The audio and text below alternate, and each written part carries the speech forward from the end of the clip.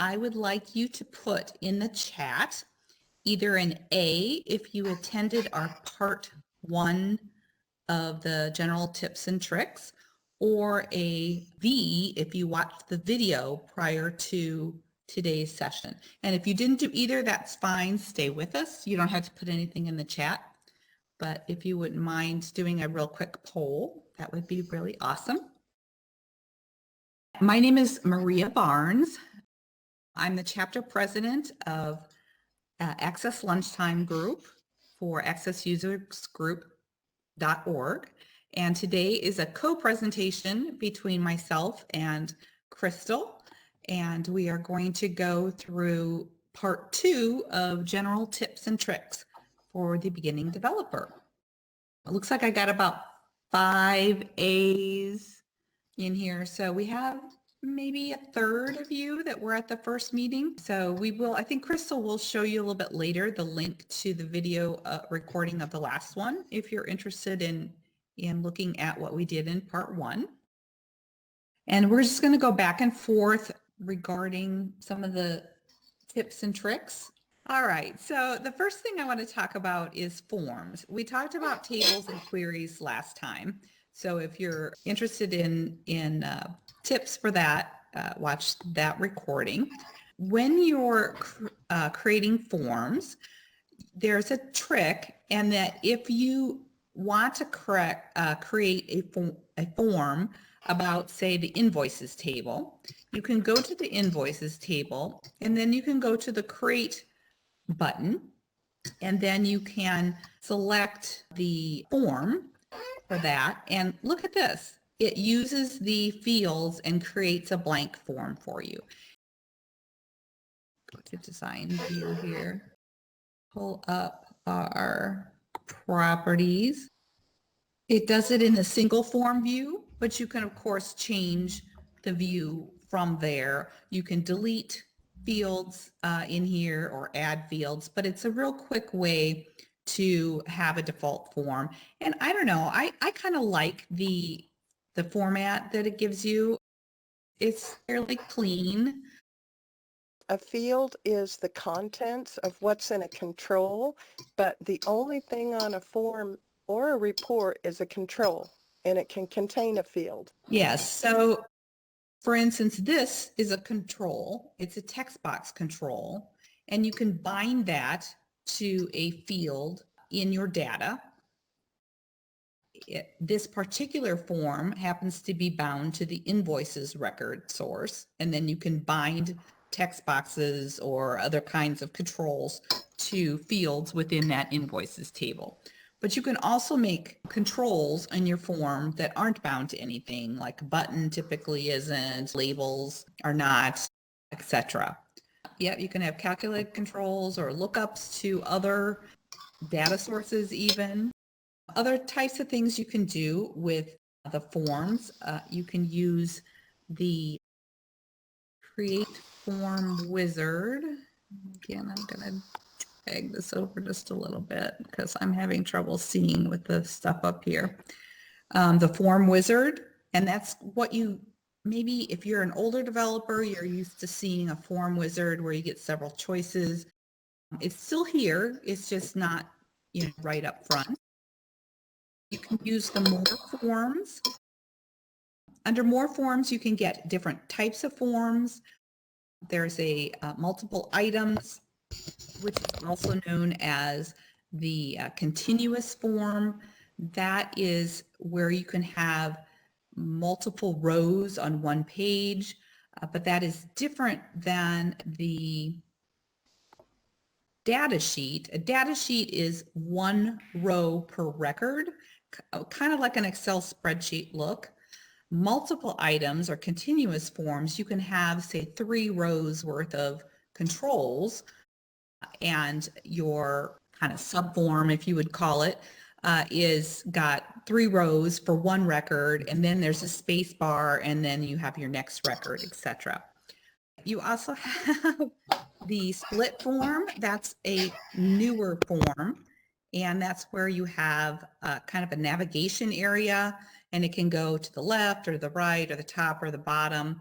and it's usually in a datasheet type format where you can select what row you're on, and then what looks like this single form area in the remaining spot, so you can navigate easily. And then you can have a modal dialog form. And the default, when you select modal dialog, gives you settings which are both single and modal. And I believe those are on the other tab. Oh, single with pop. It's a single form, but it has the pop-up set to yes and the modal set to yes. You don't have to always use both of those together. Pop-up means that that form stays on top of the others, and modal means that it keeps the focus set on that form until you till you exit the form. Usually they're used together, but there is some instances that make sense to not.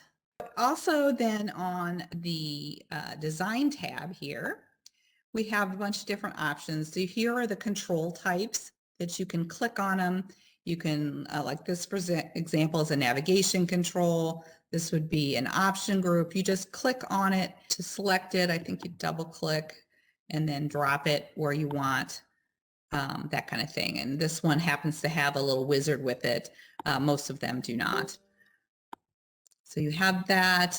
You have the property sheet, which I enabled. There's also an add existing field, which if you were to start with a blank form, say, or to already have an existing form and you wanted to add a control that had one of these fields, you could just double click on that and it would add a text control. Usually it depends upon the type. Yes, the good point, Eric. So this controls, it shows a few, and it depends upon how wide your screen is, how many it shows, but you can use the drop down at the bottom to see more. You can actually, get to other controls like ActiveX controls and stuff like that from here as well. There's also the tab order, which is very nice, and that allows you to select the tab order within either form header, footer, or detail, or whatever sections you have. Usually you just do it within the detail, and you can click and drag it around, and it's really easy to see your order in this form. And there's also a format which gives you some controls about doing things like putting in a background image, adding some conditional formatting, and a few other things like that. So that's probably all I want to say about forms. And then let's go on to reports. And really, those are a lot like the forms as far as the design. You can do the same kind of thing. If you wanted to create a report of invoices, you could go to report, and that gives you a basic report. What did I do wrong? I'm not sure. I would have expected this to have my fields on there, and it didn't. But you can certainly see here where you have your fields, and you could drag them over.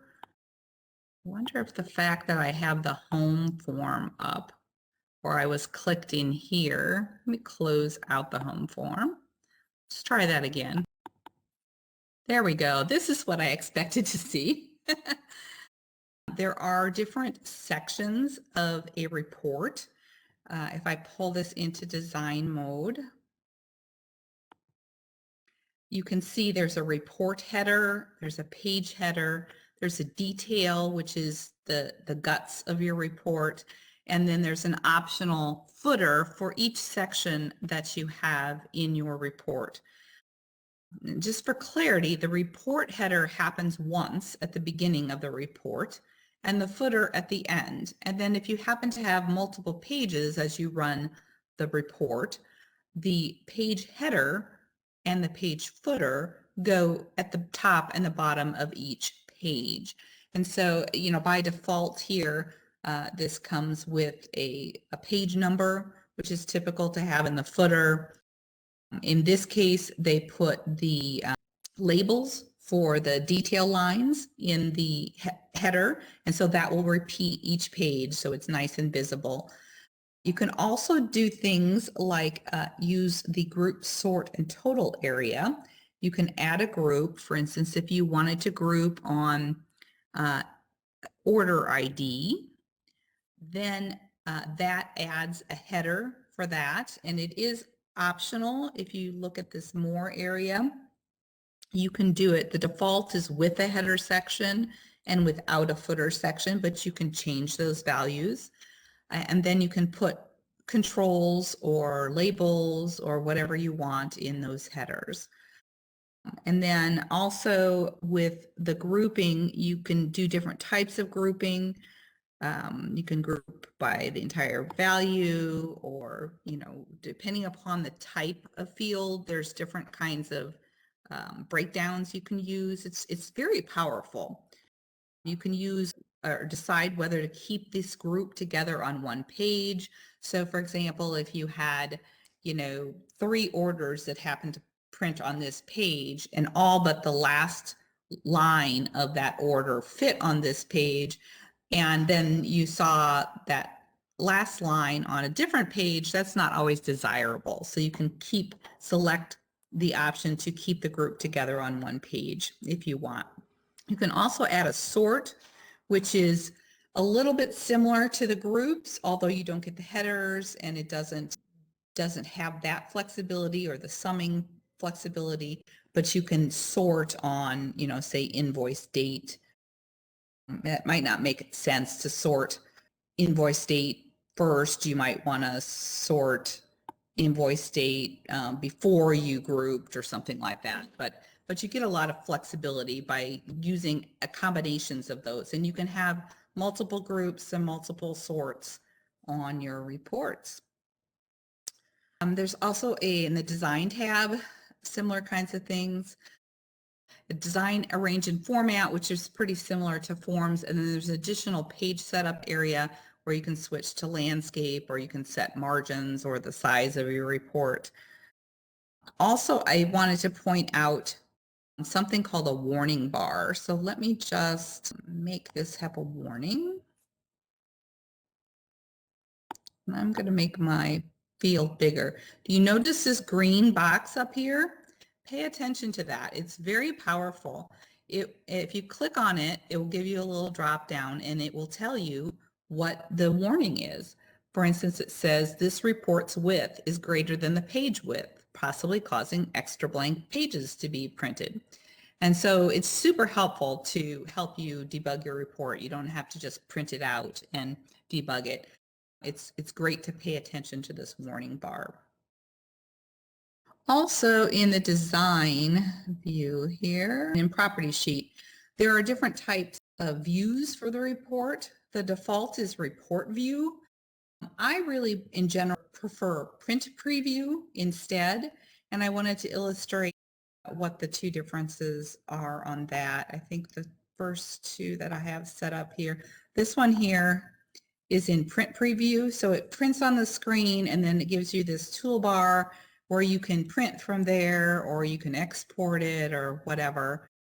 This one is not.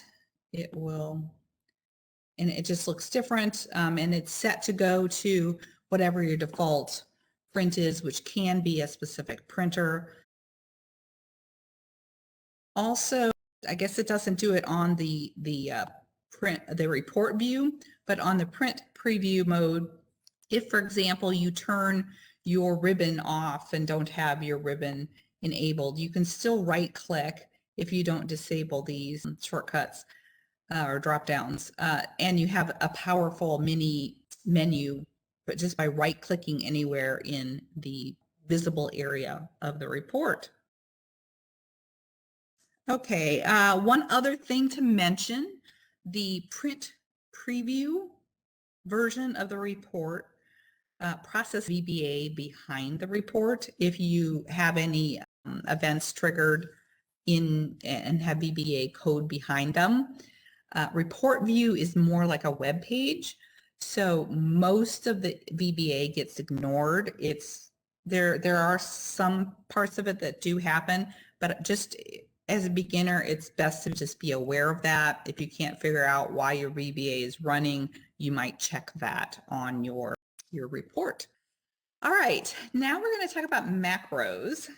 So macros are a good way to start to get into automating Microsoft Access. If you do not want to learn VBA or finding it difficult, you might want to start with the macros. And macros are on the create form. And if you start a macro, it will give you a kind of a line by line helper, and you'll get different options, and you can look up what those options are on the web, and Microsoft has some great resources. But once you pick one, then it will give you the other options or parameters for that, and you can fill those in, etc. And it's pretty powerful. You know, you can add multiple ones, you can click them and drag them around to reorder them. You can put logic in there like if and stuff like that. And it's, you know, you don't have IntelliSense per se, but it does give you some warnings if things aren't right. Then it also gives you some catalogs over here that you can drag and drop if you prefer to do it that way instead of using the drop downs. Can be pretty powerful. And then in the design tab here, you can run it. So this is a little bit similar to what you're used to in the query builder, for example.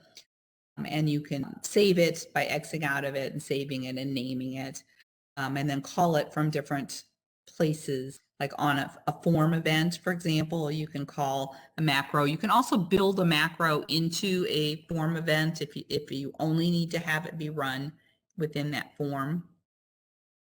So those can be pretty powerful for you to try if you do not want to do that.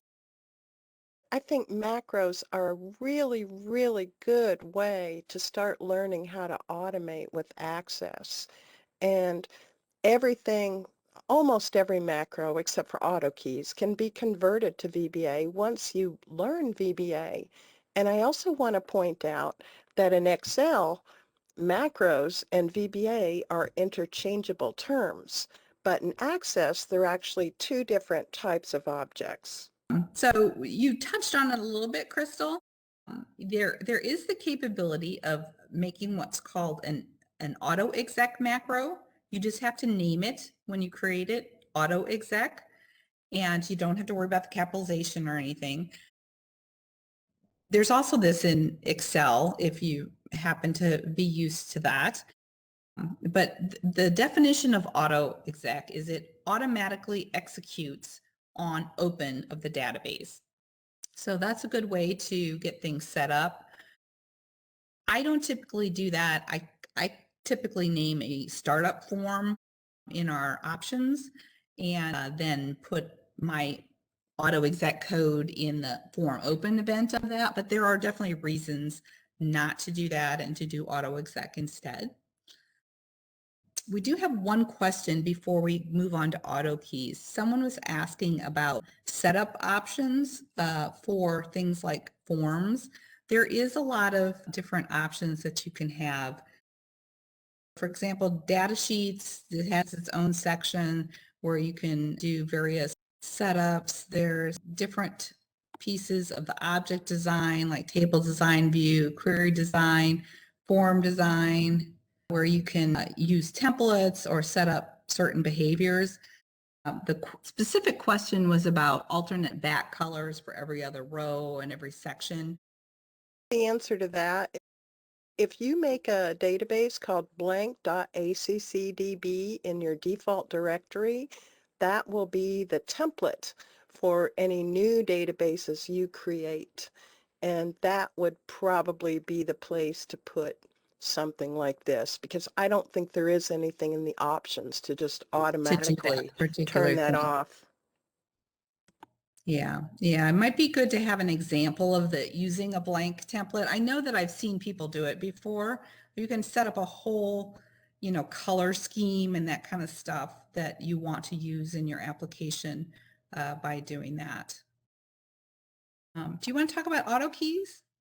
Sure. I gave Maria some code. Did you happen to bring it into here, Maria, or do we need to import it?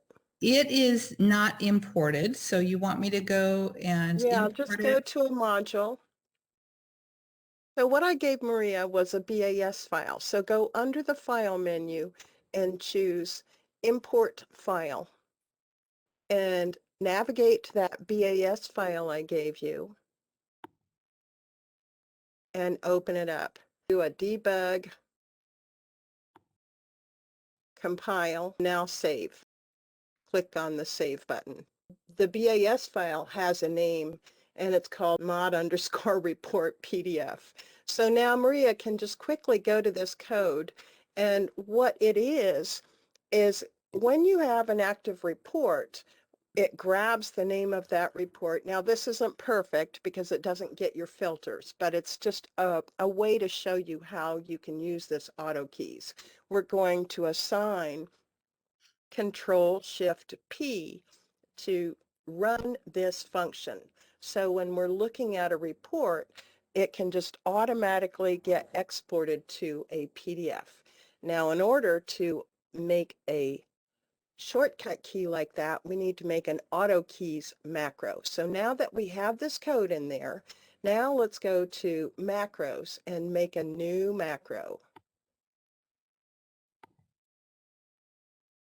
And in order to contain what we want the hotkey to do, we need a sub macro. So click on that drop down and choose sub macro.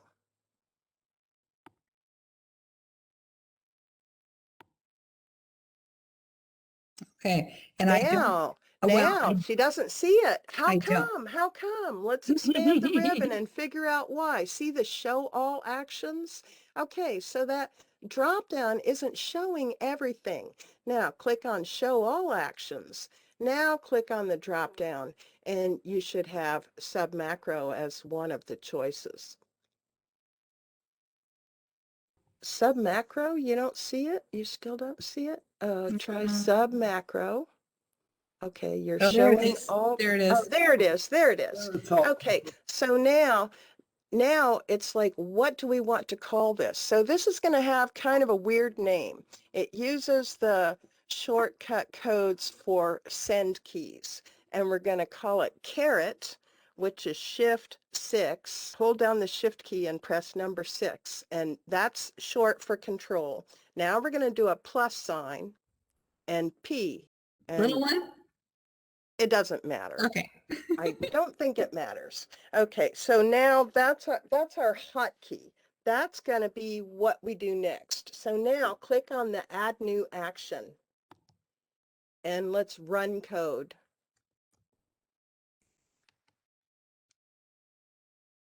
Now you might want to just hop over to your VBA. Oh, there you go. You already. I had already done that. Yeah, one note here. It has to be a function. It That's can't right. be a subroutine. Now, even though this function doesn't return anything, you have to have it as a function instead of a sub to assign it. And it doesn't have any parameters either. So let's save this macro and call it AutoKeys.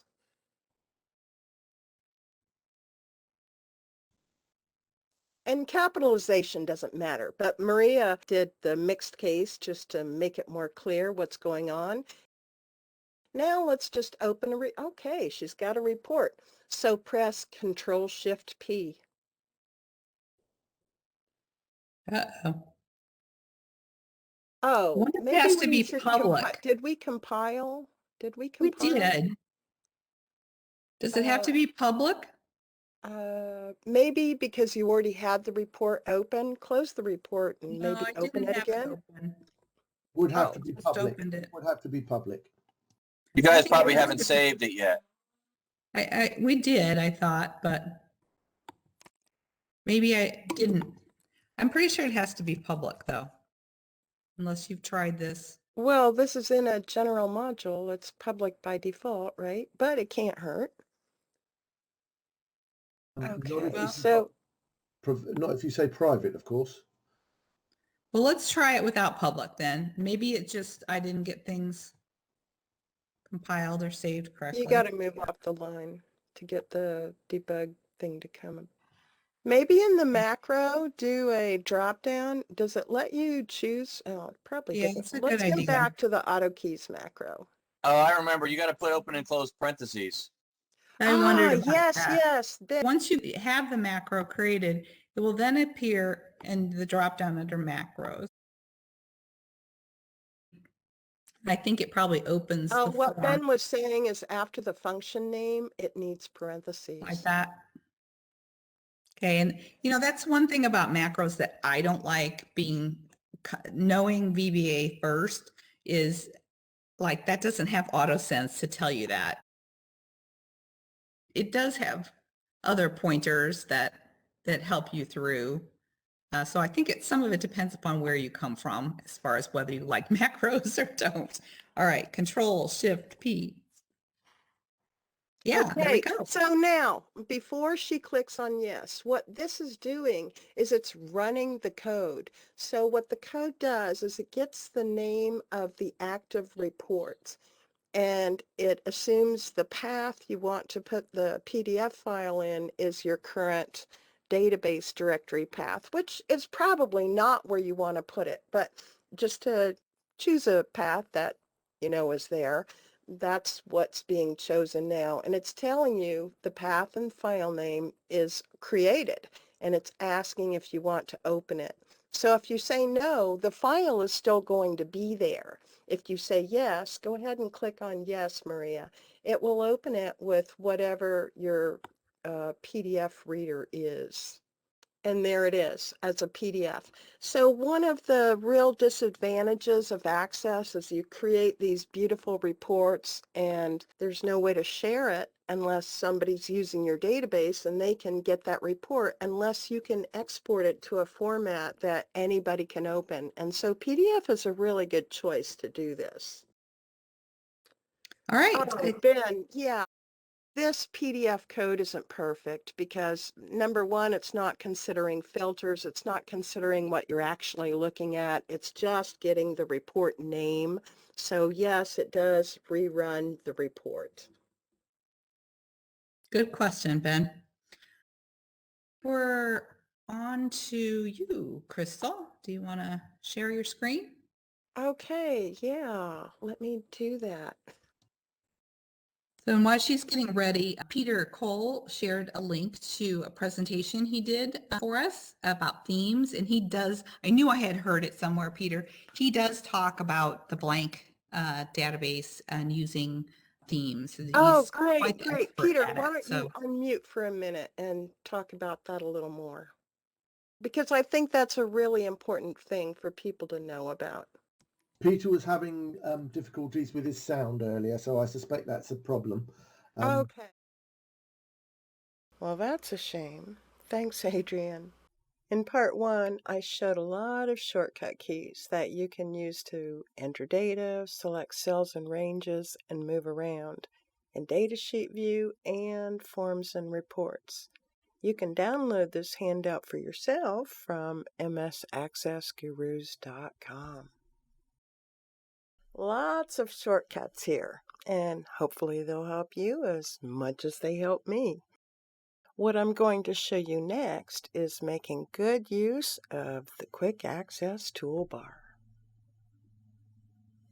I added some sections for the Quick Access toolbar I'm going to be talking about, and then below that I have some resources, and I think I need to update this because Maria, you might have another link now. These are links from the first session.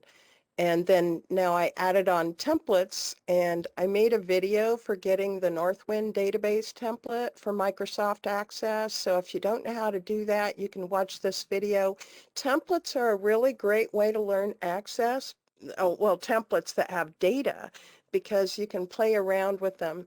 Now I have 2 templates to keep track of contacts. My contacts is a light version of my free contact management system. It's not split into front end and back end. It's just all contained because it's meant for personal use and you're not going to share it with other people. And it doesn't have like 100 tables like this one does. This one doesn't have 100 tables, but close to it. And a lot of those tables aren't populated because they're just to give you ideas on how you can hook in. This contact system has a lot of data in it. It has a user management system in it. So because it's split into front end and back end, we're keeping track of who the user is. If you go here and get that, there's also a couple videos that tell you how to use it. But anyway, that's what I'm using to do this demonstration. This is the main menu here. And the thing I'm going to talk about first is form and report design. What do they share? I'm just going to make a really quickie form. I'm highlighting a table for addresses. I'm going to create a multiple items form. Now, multiple items is a continuous form. Datasheet, the big difference is Datasheet doesn't show all the sections, but Datasheet lets the user resize all the columns, and multiple items, they're already sized for you. So I'm going to make a new multiple items form. This automatically puts it into layout view, and I'm just going to make some of these columns narrower. These are ID columns. CID, I'm going to leave longer. That's the contact ID. And this is the order of the address. It's just going to be a number, so that can be shorter. So you can use your layout view to decide how wide you want these things. This is the state they live in, and I'm going to make it not as short as it needs to, as it looks like it could be, because what I'm going to do is change this into a combo box so they can pick the name of the state. Press Alt-Enter to turn on the property sheet. And when the property sheet is on, you can actually use the width of this to set it to something a little more precise. And I'll just set it to 0.7. It didn't like that extra point at the end. But so once you go through and size these things, and what I like to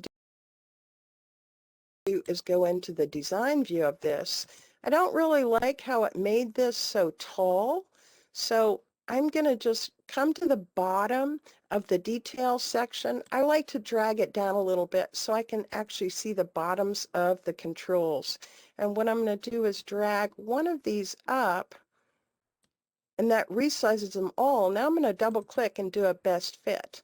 And that best fits them for the height of one line or 2 lines or 3 lines or whatever it is closest to. Now address is connected to a contact. So this is just an ID and I can't see a name. So I'm going to right click on this. I'm going to change it to a combo box. And now I'm going to show the property sheet. And a combo box gets its data from a source. Now the default is table or query. So this is coming from the contact table. So see contact. And I like to pick the name of the table and then click on the ... to go into the builder section to make a query based on that table. The first column is going to be CID, because that's what it's storing. Well, let me see if I have a calculated field in here. I don't think I do. So I'll just do main name, name A, name B. I'll bring those over, and my little convention is the main name, because all contacts that I have are company names and people are all in the same place. And so the main name is their last name of a person or the company name. So maybe though on this, what I want to see is a full name. And I'll just do, let me just Shift F2, and I'm going to do, I did a bunch of shortcuts in the first session. This was one of the ones I did. So it's going to be main name and then comma and a space and then name A and then space and then name B in case they happen to have a middle name. So let me just take a look at how that is. And I don't really need these columns to show on my combo box. This is going to be just fine. So I'll go back to the design view. I'm going to delete these 3 columns and, oh, nope, I didn't really probably want to do that yet. I want to sort in ascending order by the main name and then in ascending order by the first name, but I don't want those to show. All I want to show is this concatenation, this equation where I've got them all. So I do a view here and okay, I don't have my last name in there. So that's why I'm kind of coming first. We could do a little in the equation to knock that out. But right now I'll leave it as it is. I'll say yes. So that was 2 columns in the combo box. So now that I've picked the row source where the data is going to come from, I'm going to go to the Format tab of the property sheet. I'm going to say I want this to show 2 columns. Now the first column, that's the contact ID. That's going to be hidden. So 0. I don't want that to have any width. And then I'll just say the next width of the column will be 2.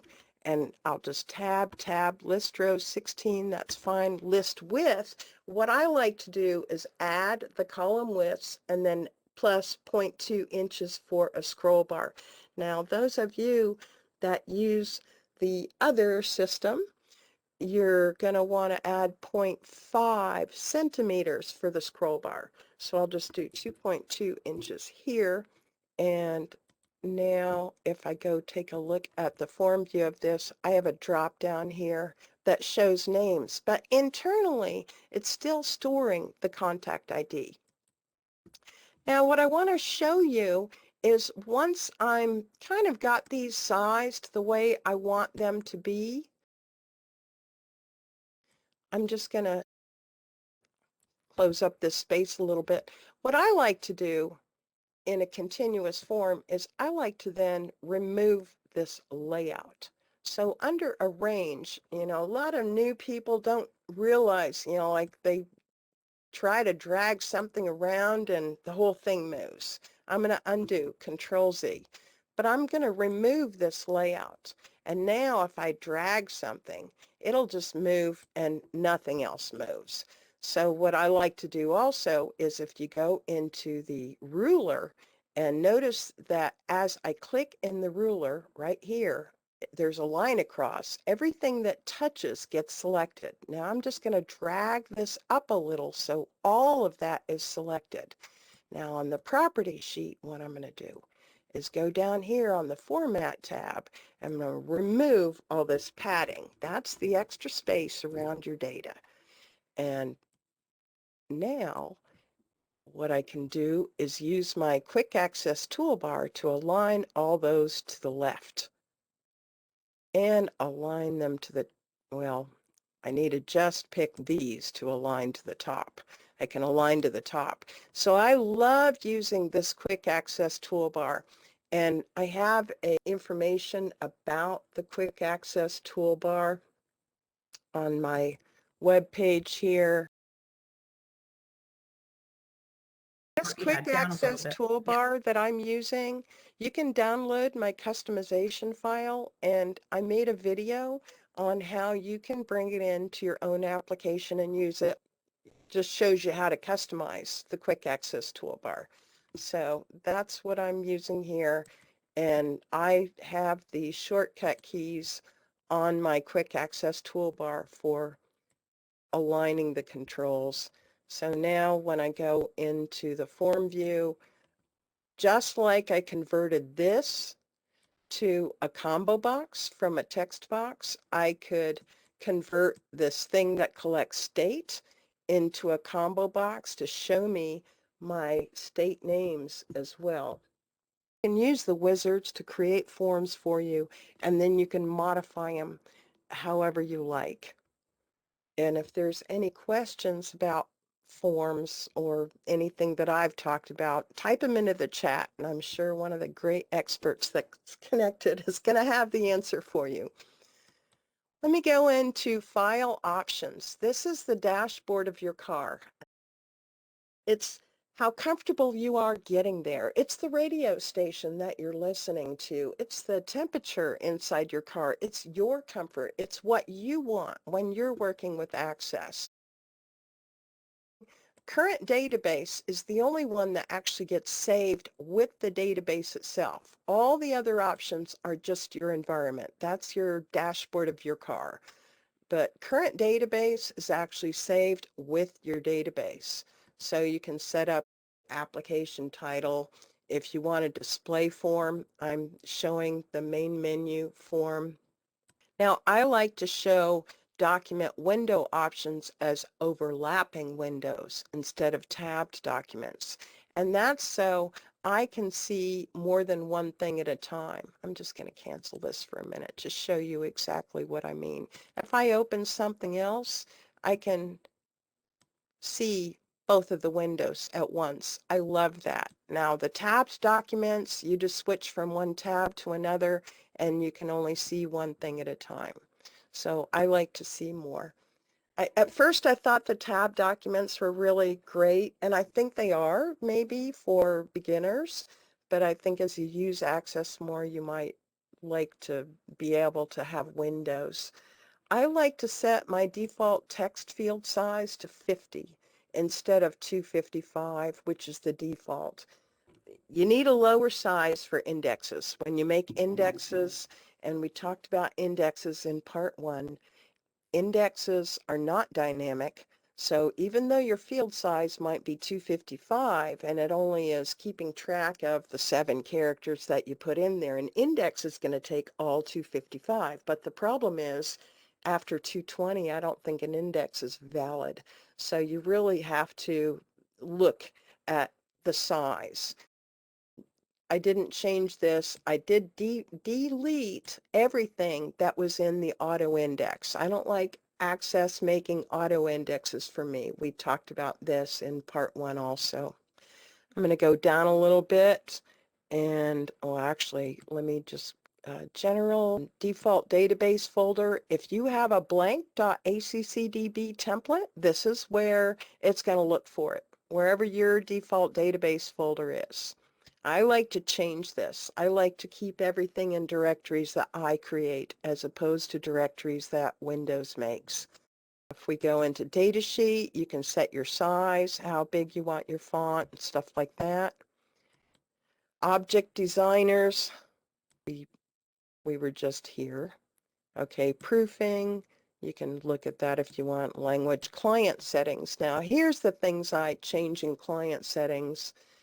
I change move after enter to be the next record, so that if you press the enter key like a spreadsheet, it goes down to the next row instead of just like a tab going over to the next control. I'm going to skip the rest of these. I also have a video on my channel about defaults where I go through these in a great more detail. So if you go to YouTube and learn Access by Crystal, you'll see a 17-minute video on defaults. You can customize the ribbon from here. You can customize the quick access toolbar. Trust Center. This is a biggie for me. I always go to Trust Center settings, and then on trusted locations, what I do, as you can see, is I've trusted everything on my C drive, everything on my E drive. You can add a new location. I like to just add a drive and then also click on subfolders are also trusted. I'm just going to cancel this for now since I already have it on there. And okay, so that's my whirlwind on options. So thanks for giving me a chance to share. It's been a lot of fun and nice to see so many people here. I connect to people who are building database applications, and we work on what you're doing together. Visit msaccessgurus.com for code, videos, and tools about Microsoft Access. And now, Maria, back to you. Okay. Just want to do a little bit of follow-up. We are probably going to do a deeper dive session on some of these related topics this fall. Our first thought was one that focused a little bit more on queries, but we would like your input. So if you want to put in the chat what you would really love to see, we would love to hear it, and that will help shape different sessions for the upcoming calendar. I do want to make a little plug here for the Access Lunchtime upcoming calendar. This is today's meeting. We are not going to have a meeting next month in March. And the reason is that the Microsoft MVP conference encompasses that date. So I'll be attending that instead. And I don't have a topic currently listed for April, but I may do whatever follow-up I can after the MVP conference on April 27th. And then on the 25th of May, we have a presentation that's going to be about object names and renaming them to be your convention that you like. That's going to be given by Tom Van Stibout.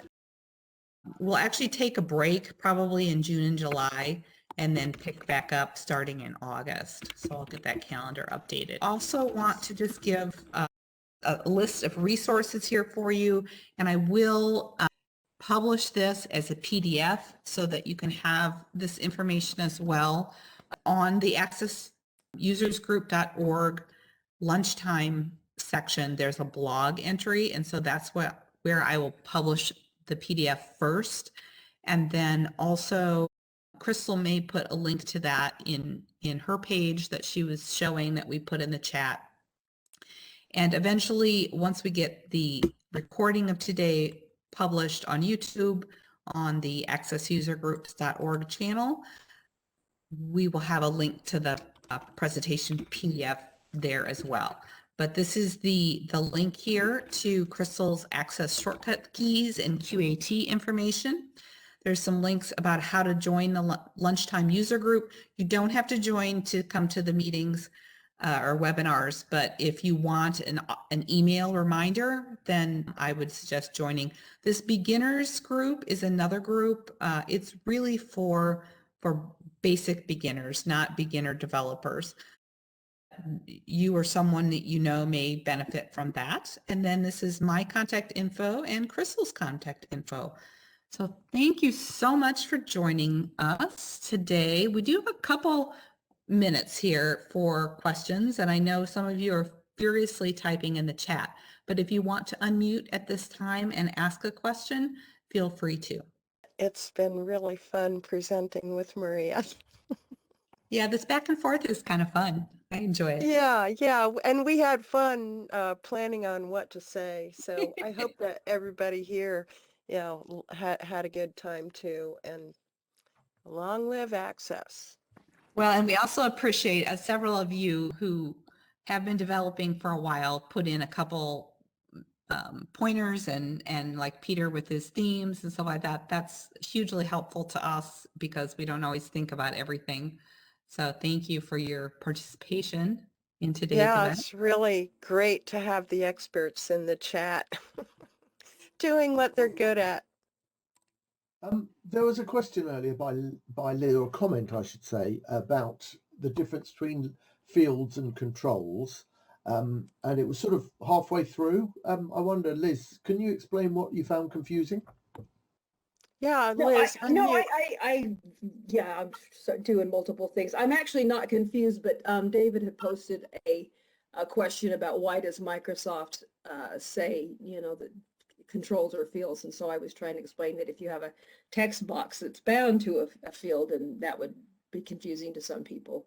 So, well, it's comment on that without knowing what, Yeah, I think the help sometimes uses the wrong terminology.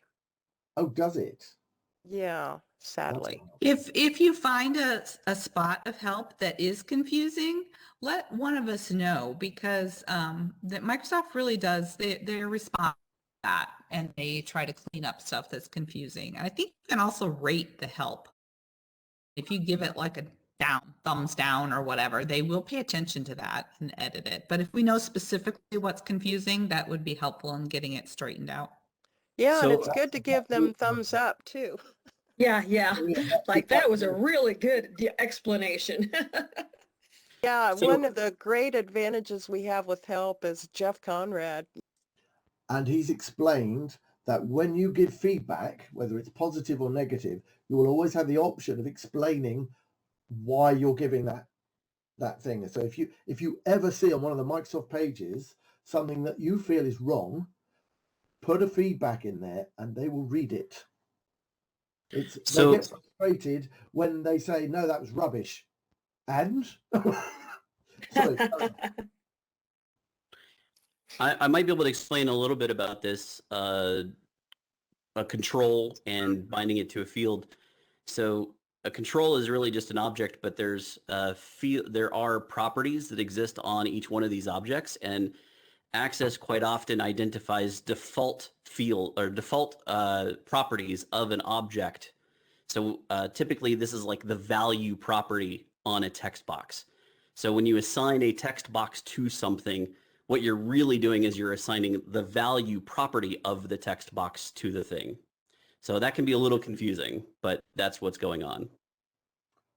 you're quite right, Steve. You can assign a control value to a field, but it's not limited to that. You can't tie them in. You can't think of them as the same thing because they are only sometimes similar. A control can allow you to is a lot more powerful than simply the field that it's connected to. So I think you highlighted that very well, Steve. Steve, so nice to see you here. Please put a link to your YouTube channel in the chat. Steve Okay. has amazing videos on YouTube for developers and a ton of them. All right. Well, thank you all for joining us today. We do need to cut it because it's after 1 and we promise an hour. But thank you so much for joining us. Crystal, thank you for sharing all your knowledge and content. And I hope you join us again and look forward to being able to watch the recording of this. Thanks for joining us, everyone. And for all of you who are watching on YouTube, please leave your comments below. We read them. Bye for now.